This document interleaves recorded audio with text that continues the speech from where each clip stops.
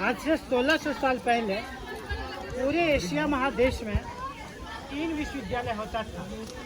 एक जो है सर तक्षशिला, वो पाकिस्तान के रावलपिंडी में। तक्षशिला से जो रिलेटेड लोग थे उनमें से चाणक्य, चंद्रगुप्त, जीवक, चरक, पतंजलि और पाणिनि, ये सारे लोग तक्षशिला से संबंधित थे। नालंदा सर यहाँ है जिसको आप देखने जा रहे हैं। विक्रमशिला जो थी बिहार के भागलपुर जिले में, जिसका स्थापना 8वीं शताब्दी में पाल राजा धर्मपाल ने किया था। नालंदा शब्द जो है सर 2 शब्द के मेल से बना है, एक नालम, दूसरा दा। नालम का मतलब होता है सर कमल, जो कि ज्ञान का प्रतीक है, और दा का मतलब होता है दान करना, देना, यानी कि वैसा स्थान जो ज्ञान दान देता है, उस स्थान को नालंदा कहा जाता है। नालंदा विश्वविद्यालय की स्थापना 413 से 455 एडी में चंद्रगुप्त द्वितीय का बेटा कुमारगुप्त ने किया था। जिस समय कुमारगुप्त नालंदा का स्थापना किया सर, जो एरिया लिया 10 किलोमीटर लंबा, 5 किलोमीटर चौड़ा, अभी खुदाई के बाद 1 स्क्वायर किलोमीटर एरिया बाहर हुआ। बाकी एरिया पर 1200 ईस्वी के बाद लोगों ने ईंट खींच करके घर बनाया, प्लेन जगह करके कृषि का शुरू किया। विश्वविद्यालय का 90% पास नष्ट हुआ। यहाँ छात्रों की संख्या उस समय 10,000, प्रोफेसर 1500। शिक्षा की पद्धति आज की तरह बड़ा क्लासरूम नहीं होता था। ये पेड़ के छांव में बीच में गुरुजी, चारों तरफ छात्र जमीन पर बैठ करके लिखने पढ़ने का काम करता था। यानी शिक्षा पद्धति उस समय गुरुकुल सिस्टम थी। नालंदा, तक्षशिला और विक्रमशिला तीनों विश्वविद्यालय का आज भी जो आपका शांति निकेतन है सर, वहाँ गुरुकुल सिस्टम से ही पढ़ाई होती है। विश्वविद्यालय का जो मेन सब्जेक्ट होता था Buddhism, yoga, astronomy, philosophy, medical science, उस समय हर्बल होता था, आयुर्वेद, वेद वेदांत, और उस समय की जो भाषा होती थी पाली। यहाँ हिंदी, संस्कृत, इंग्लिश में नहीं पढ़ाया जाता था, सारा सब्जेक्ट पाली भाषा में पढ़ाया जाता था। ये सब इस विश्वविद्यालय का मेन सब्जेक्ट था। यहाँ पढ़ाने वाले जो मेन प्रोफेसर थे उनमें से नागार्जुन, शीलभद्र, आतिश दीपंकर, पदम संभव, शांत रक्षित, धर्मकीर्ति, धर्मपाल, असंग, बसुबंधु, आरदेव, ये सब इस विश्वविद्यालय के मेन आचार्य होते थे। विश्वविद्यालय के अंदर 3 लाइब्रेरी होती थी।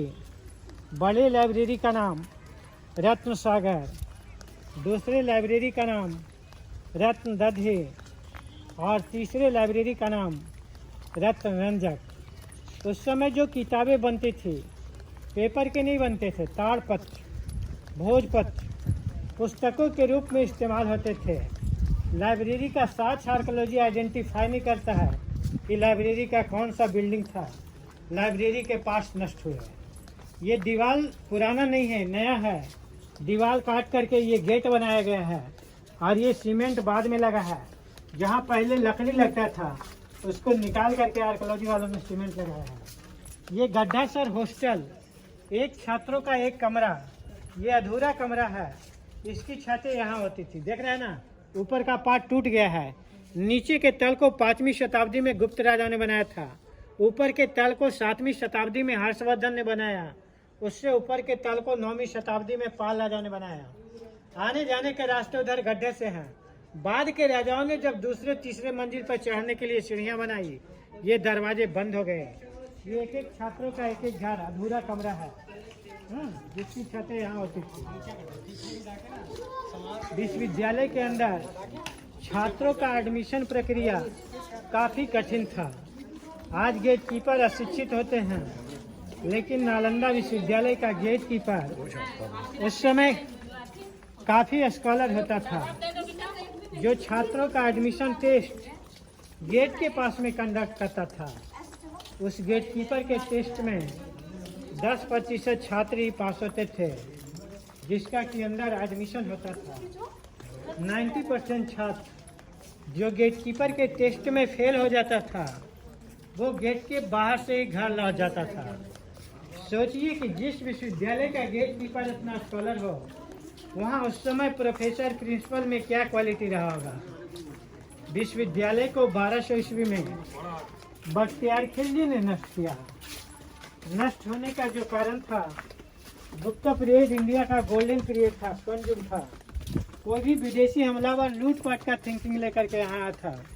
लूटपाट के दौरान ही बख्तियार खिलजी ने नालंदा विश्वविद्यालय को नष्ट किया। नष्ट होने के बाद पूरा विश्वविद्यालय ऐसे मिट्टी का पहाड़ दिखता था। हरा घास का टीला दिखाई दे रहा है। ह्यूएन यहाँ चाइना से पढ़ने के लिए आया था 629, वापस गया था 645। हर्षवर्धन का शासनकाल था। उसकी डायरी चीन में मिली। ह्यूएन की डायरी का जब अध्ययन किया ब्रिटिश इतिहासकार अलेक्जेंडर ह्यूएन की डायरी में ना अमृतसर का भी वर्णन है, पंजाब के कई गांव का वर्णन है जहां वो रुका था, समझ रहे ना। तो उसकी डायरी का जब अध्ययन किया ब्रिटिश इतिहासकार अलेक्जेंडर कनिंघम, उन्होंने इसका खुदाई करवाया 1915 से 37 ईस्वी में। ये तो ध्यान करने की जगह है, मेडिटेशन। हर एक हॉस्टल के एंट्रेंस गेट के दोनों साइड सेल्फ होता था, इधर भी जहाँ बुद्ध मूर्ति होता था। ये दोनों बाथटब है। छात्र यहाँ स्नान ध्यान करके भगवान बुद्ध को जल ऑफर करता था, प्रे करता था। जहाँ पे भगवान बुद्ध, जहाँ पे संगम शरणम गच्छामि। यहाँ लक्कड़ के दरवाजे होते थे। ये जो ईंटें पिघल रही है, काली हो रही है, बतलाता है कि बख्तियार खिलजी जब यहाँ आग लगाया था, 6 महीने तक आग जलता रहा था। नालंदा विश्वविद्यालय के अंदर नाली व्यवस्था काफी उन्नत होता था। नाली उस समय का है, सीमेंट बाद में लगा है 1940 में। ये दोनों कमरा यूरिन पर्पस में यूज होता था। नाली देख रहा है 90 डिग्री एंगल पे मुड़ रही है। आपका रोपड़ है पंजाब में, रोपड़ चंडीगढ़ का, वहाँ भी नाली 90 डिग्री एंगल पे मुड़ती है, जो ये बताता है कि दोनों का नाली व्यवस्था एक ही तरह का होता था। उस समय सीमेंट के जगह पर जो मसाले का उपयोग होता था, चूना, सुर्खी, बालू, गन्ना जूस, बेल जूस, उड़द दाल, ऐसे हर्बल पेस्ट में दीवारें तैयार होती थी। दीवार की मोटाई जो यहाँ है, ये 6 फीट मोटे दीवार है, जो कमरे को न गर्मी में गर्म होने देता था, न ठंड में ठंडा। कमरा जो है हर मौसम में एयर कंडीशन का काम करता था। ये एक छात्रों का एक घर है जिसकी छतें टूट गई है। कमरे के अंदर जो सेल्फ होते थे, लैंप पोस्ट, लैंप जलता था अलसी तेल में, अरंडी तेल में, केस्टर ऑयल। और किताबें उस समय ताड़ पत्ते की। पेपर का आविष्कार चाइना में हुआ था ना, पेपरिस घास पे। इधर पोथी तैयार होता था, इधर कोई भी सामान रखने का। ये लक्कड़ के दरवाजे थे, 2 स्टॉपर, दरवाजा लॉक होने का। विश्वविद्यालय जो था पूरे संसार में बौद्ध धर्म की प्रचार प्रसार का केंद्र रहा। बुद्ध अपने रिलीजन को लेकर के चीन, बर्मा, तिब्बत, इन सब देशों में नहीं गए थे। वहाँ से जब छात्र यहाँ पढ़ने के लिए आते थे, जो मेडिकल साइंस पढ़ के घर लौटता था, अपने देशों में आयुर्वेदिक डॉक्टर का काम करता था। जो एस्ट्रोनॉमी पढ़ के घर जाता था, वो एस्ट्रोलॉगर का काम करता था। लेकिन जो बुद्धिज्म पढ़ के घर जाता था, अपने अपने देश में बुद्ध धर्म का प्रचार प्रसार करता था। दक्षिण पूर्व एशिया में जो बुद्धिज्म का प्रचार प्रसार हुआ, नालंदा के छात्रों के द्वारा, न कि बुद्ध वहाँ कभी ले करके अपने धर्म को देखते हैं। अभी पिलर जो बनता है सीमेंट का ना, उस समय पत्थरों का पिलर तैयार होता था जिसके ऊपर छतें होती थी। यह स्टेज है क्लास में, यहाँ बीच में गुरुजी बैठते थे। गुरुजी के चारों तरफ स्टेज के ऊपर छात्र बैठते थे, लिखने पढ़ने का काम करता था। गुरुकुल सिस्टम में ऐसी मिट्टी का चबूतरा, जो पहले पेड़ के छांव में तैयार होता था, वहाँ बारिश में पढ़ाई बाधित होती थी। बाद के राजाओं ने जब पिलर के ऊपर छत तैयार किए, यहाँ बारिश में पढ़ाई सुचारू रूप से चलती थी। हर हॉस्टल में एक कुआं था, उधर पानी पीने का जगह। अभी तक जो भी कमरा हम लोगों ने देखा है, सारे कमरे का छत टूट चुका है। वहाँ जो 2 कमरा आप देखेंगे, उनमें 1600 साल पुराना छत है। खुदाई के समय उस दोनों कमरे से जला हुआ चावल मिला है, जो अभी म्यूजियम में रखा गया है, जो ये बताता है कि दोनों कमरा अनाज गोदाम था, चावल दाल रखने का जगह। ये कमरा ना बुद्ध मंदिर है, ये पत्थर ना माइका पत्थर है। इस पत्थर पर जब चांद का रोशनी इधर आई, चांद का रोशनी पड़ता था ना, रिफ्लेक्ट होकर के कमरे को रोशनी देता था। चमक है इस पत्थर में। जिस समय अमेरिका यूरोप के लोग शिकारी जीवन जीता था ना, नालंदा के लोगों को ना रिफ्लेक्शन टेक्नोलॉजी मालूम है। जैसे मिरर एल्युमिनियम फाइल का उपयोग आज होता है ना, 1600 साल पहले लोग अभ्रक पत्थर का इस्तेमाल करते। उधर से देख के आएंगे छातार को, पिता नाम में लिखा हुआ है ना, उधर से का रजिस्ट्रेशन कहाँ है? वापस जाना।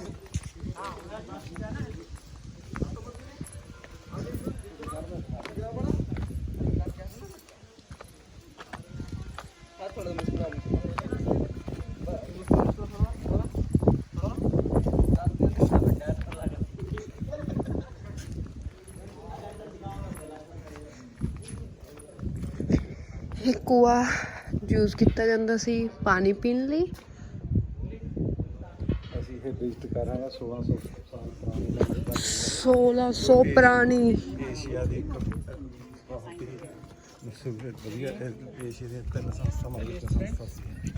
ਏਸ਼ੀਆ ਦੀ ਸਭ ਤੋਂ ਮਸ਼ਹੂਰ 3 ਸੰਸਥਾਵਾਂ ਵਿੱਚੋਂ ਇੱਕ ਸੰਸਥਾ ਵਾ ਇਹ। 1600 ਪੁਰਾਣੀ ਛੱਤ ਬਣੀ ਹੋਈ ਹੈ।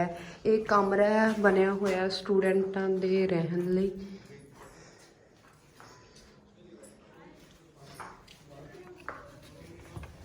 ਆ ਦੋ ਛੱਤਾਂ ਹੈਗੀਆਂ।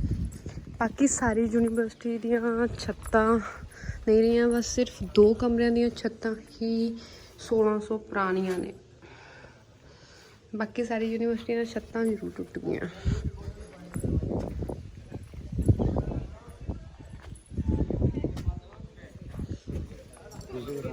ਜਿਹਨੇ ਵੀ ਅੱਗ ਲਾਈ ਸੀ ਇੱਥੇ।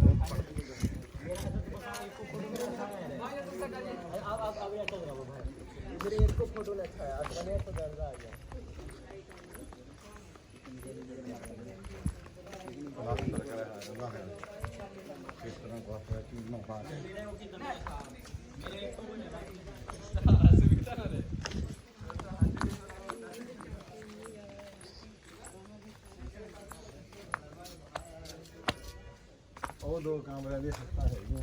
6 ਫੁੱਟ ਦੀਆਂ ਚੌੜੀਆਂ ਕੰਧਾਂ ਨੇ।